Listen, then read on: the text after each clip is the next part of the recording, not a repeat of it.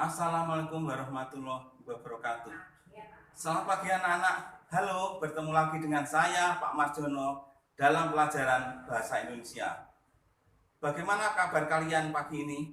Semoga kalian baik-baik saja, bukan? Baiklah, dalam pelajaran Bahasa Indonesia kali ini kita akan membahas unsur-unsur buku fiksi dan non-fiksi. Nah, untuk lebih jelasnya ikutilah penjelasan berikut ini. Bahasa Indonesia kelas 7 semester genap. KD 3.9 menemukan unsur-unsur dari buku fiksi dan non-fiksi yang dibaca.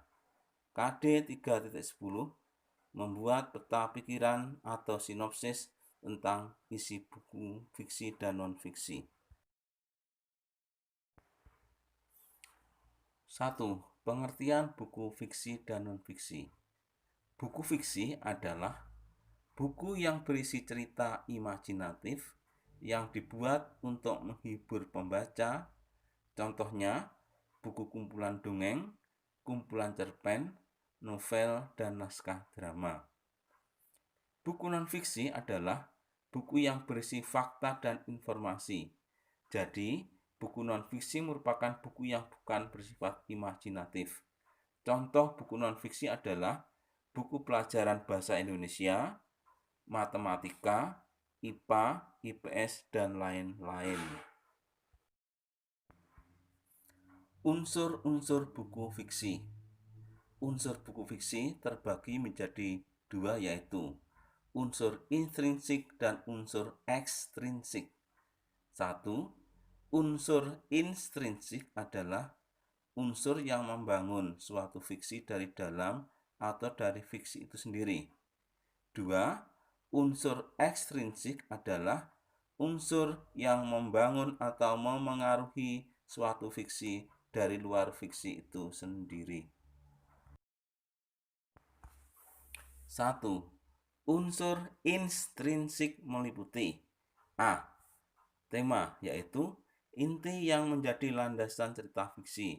Contohnya fiksi yang bertema persahabatan, perjuangan, atau kehidupan siswa SMP. B. Alur atau plot, yaitu jalinan cerita yang dimulai dari perkenalan, konflik, klimaks, peleraian, penyelesaian. Alur dapat berupa alur maju, alur mundur, dan campuran. C. Amanat, yaitu pesan moral yang ingin disampaikan penulis. Contohnya, sebuah fiksi dapat berisi amanat, sayangilah orang tuamu. D. Sudut pandang pengarang, yaitu posisi penulis dalam karyanya. Seorang penulis dapat berposisi menjadi tokoh utama dengan menggunakan kata ganti aku, atau berposisi berada di luar tokoh menggunakan kata dia. E. Latar merupakan waktu, tempat, dan suasana yang tampak pada cerita. Contohnya, sebuah cerita dapat berlatar tempat lapangan, waktunya siang hari, dan suasananya panas. F. Tokoh atau penokohan, yaitu pelaku dalam cerita.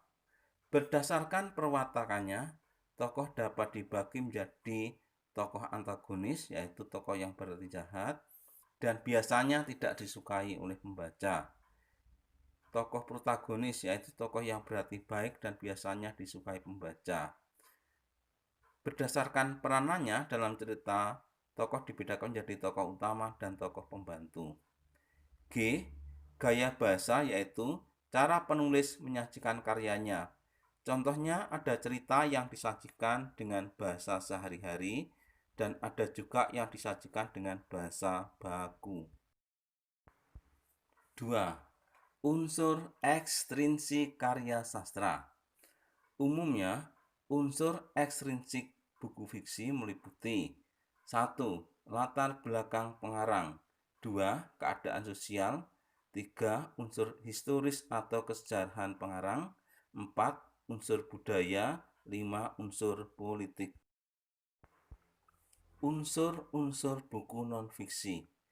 Unsur-unsur dalam buku non-fiksi antara lain informasi atau pengetahuan yang disajikan melalui uraian materi, grafik, tabel, dan bagan. Nah, sekarang sudah jelas bukan apa itu pengertian buku fiksi, buku non-fiksi, unsur-unsur buku fiksi, unsur-unsur buku non-fiksi, cara membuat peta konsep atau sinopsis buku fiksi maupun buku non-fiksi. Nah, coba kalian nanti di rumah mencari contoh sebuah buku fiksi dan sebuah buku non-fiksi, kemudian dibaca. Setelah itu coba kalian buat sinopsisnya. Oke, sampai bertemu lagi dengan saya Pak Marjono dalam pelajaran bahasa Indonesia dengan materi yang lebih menarik lagi. Sekian, wassalamualaikum warahmatullahi wabarakatuh.